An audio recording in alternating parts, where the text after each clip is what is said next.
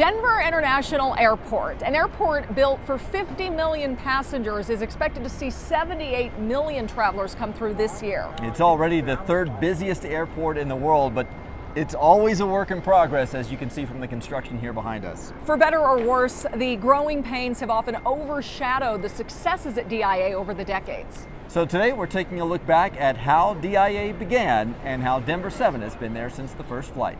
This is a very proud moment. Denver International Airport is the hub of the Mountain West, but it didn't start out that way. A Newsweek reporter tried to drop a wet blanket on it this week.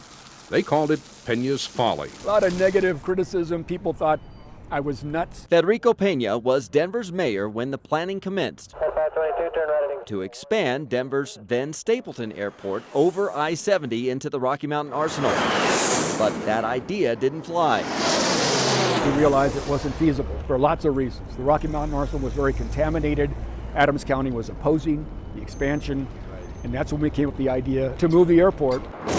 Thus began the long, painstaking process to move the airport far east to its current location. My contribution as mayor was to have the vision and the, if I can say, the audacity to change our minds. The city had to annex nearly 53 square miles of land from Adams County, create the corridor we now know as Peña Boulevard, and break ground on what's become a one-of-a-kind design. No other airport in the world has what we have. We can expand to 12 runways, 5 concourses. So in Chicago, Atlanta, LA, Dallas, they don't have the flexibility to grow. The airlines are all cooperating with But the final build-out and burdens that came with it were soon passed on to Denver's new mayor, Wellington Webb. My administration built 80% of the airport until it opened. I sat down with Mayor Wellington Webb to talk about taking over the project in 1991. Mayor Webb was smiling as he played the role of passenger today. His first job would be to negotiate a lease with the biggest carrier, United. After getting a lease signed with them, we had to do our first change order at the airport, $267 million, to put in a baggage system, the famous baggage system that United Airlines wanted. The complex system necessary to move luggage over a mile to the gates would lead to delays opening DIA.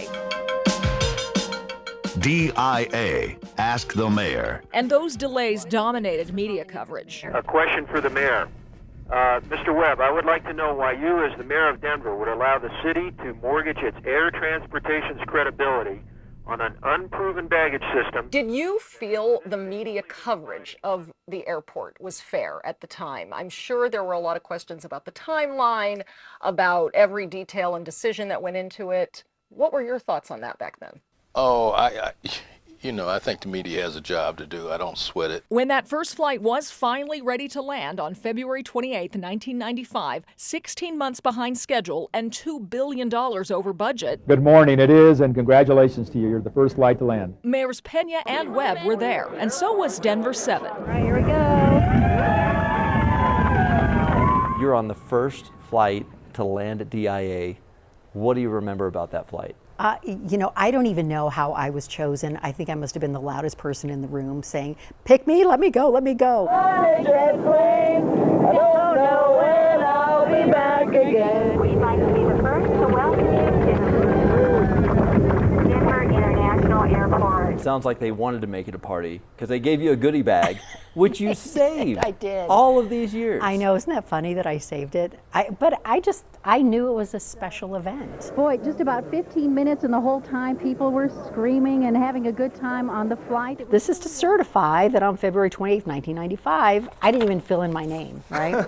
Was a passenger on United Flight 1474 from Colorado Springs to Denver. You got all kinds of good stuff in there. It's like a time capsule. It is my own little time capsule. DIA would meet new challenges in the new century. The March 2003 blizzard tore a hole in the airport's iconic white fabric tents and shut down Peña Boulevard and the airport for nearly 2 days.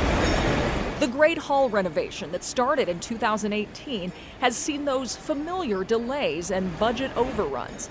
But Mayor Webb believes it's the best airport in the world. Does it really surprise you that Denver is where it is and that the airport is where it is today, third busiest in the world? No, it does not. because I anticipated the growth of the city as well as the growth of the state. DIA now employs 37,000 people. It's expanding the number of gates, amenities, and security lanes, and contributes a $36 billion economic impact to Colorado. Denver International Airport is a winner. 100 million people will be going through there by 2045. And what people used to say, little old Denver, right? 100 million people. What do you say today to people who, in jest, say, why'd you move the airport halfway to Kansas? I say, I hope you enjoy it. I hope you enjoy all the great flights.